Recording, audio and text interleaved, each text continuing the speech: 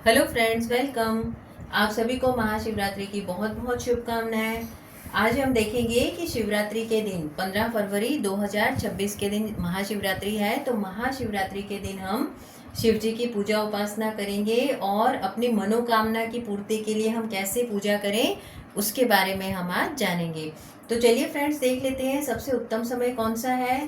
तो जैसा कि हम सब जानते हैं, रात्रि का समय बहुत उत्तम होता है और इस बार ये समय है रात को 11 बजे से लेकर 1 बजे तक। इस समय अगर आप प्रार्थना करेंगे शिव जी की तो हमें अवश्य उससे बहुत ही चमत्कारिक फल मिलेगा और शिव जी का आशीर्वाद अपने पे बना रहेगा। तो हमें उसके लिए क्या क्या सामग्री चाहिए, तो हमारे पास शिव जी और माँ पार्वती जी की प्रतिमा होनी चाहिए। अगर आपके पास मूर्ति है तो भी बहुत श्रेष्ठ है।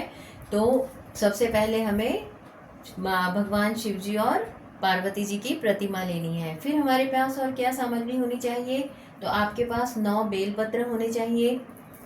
पूजा रात के समय है तो आप प्रातः काल ही 9 बेलपत्र अपने पास तोड़कर रख लें, क्योंकि रात को हम बेलपत्र नहीं तोड़ते हैं।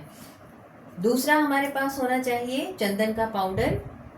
फिर हमारे पास होने चाहिए सफ़ेद फूल। आप देख सकते हैं इस तरह के सफ़ेद जासूद भी होता है, सफ़ेद टगरी भी होती है और इस तरह से अपराजिता के फूल भी होते हैं और ऐसे सफ़ेद फूल बहुत सारे उपलब्ध होते हैं। तो अपने पास सफ़ेद फूल भी रखें और घर में आप खीर का प्रसाद बना लें, क्योंकि हम भोग लगाएंगे खीर का। अगर पॉसिबल नहीं है खीर बनाना तो आप सफ़ेद मिठाई भी खरीद कर ला सकते हैं। अब हम देख लेंगे कि पूजा के लिए हमें किस तरह से हमें स्टार्ट करना है। तो सबसे पहले हमने शिव जी और पार्वती जी की प्रतिमा ले ली। फिर हमें घी का दीपक जलाना है उनके सामने और प्रार्थना करनी है कि हमारी जो भी समस्याएं हैं वो दूर करें, घर में खुशहाली रहे और अपनी मनोकामना की पूर्ति हो। उसके बाद हमें उनको सफ़ेद फूल चढ़ा देने हैं, उनके सामने खीर का या सफ़ेद मिठाई का भोग लगा देना है। और फिर अगर अपने पास रुद्राक्ष की माला है तो उससे हम कम से कम 108 बार नमः शिवाय का जाप करेंगे। नमः शिवाय पंचाक्षर मंत्र है, बहुत ही शक्तिशाली है। ये मंत्र जाप हो जाए फिर हम प्रार्थना करेंगे कि हमारी समस्याओं को दूर करें, घर में खुशहाली बनी रहे, उनका आशीर्वाद अपने पे हमेशा रहे। अब आएगी बारी बेलपत्र की, जो हमने रखे हुए हैं अपने पास, और चंदन पाउडर भी हमने रखा हुआ है। और दूसरी एक बात, अगर नमः शिवाय के अलावा आप शिव स्तुति का पाठ या रुद्राष्टक करना चाहें तो वो भी कर सकते हैं।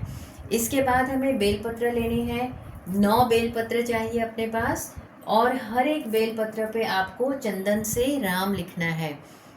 आपने राम लिख लिया हर एक बेलपत्र पे, फिर शिव जी से फिर से प्रार्थना करनी है कि अपना आशीर्वाद हमारे पे बनाए रखें, घर में खुशहाली हो और मनोकामना की पूर्ति हो। फिर हमें एक एक करके बेलपत्र शिव जी पर चढ़ाना है।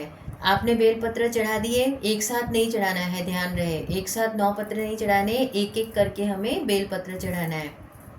उसके बाद हमें बहुत ही ध्यान से, सच्चे मन से शिव जी को और माँ पार्वती जी को प्रार्थना करनी है। आपकी जो भी मनोकामना है उनको बताना है और उसकी पूर्ति के लिए प्रार्थना करें और उनका आशीर्वाद लें। तो इस तरह से उस दिन आपको उसका फल अवश्य मिलेगा, अवश्य आपकी मनोकामना शिव जी के आशीर्वाद से पूर्ण होगी। तो चलिए फ्रेंड्स, आई होप कि आप सब शिव जी की और माँ पार्वती जी की पूजा करेंगे और उनका आशीर्वाद हम सब पे बना रहे। Thank you so much.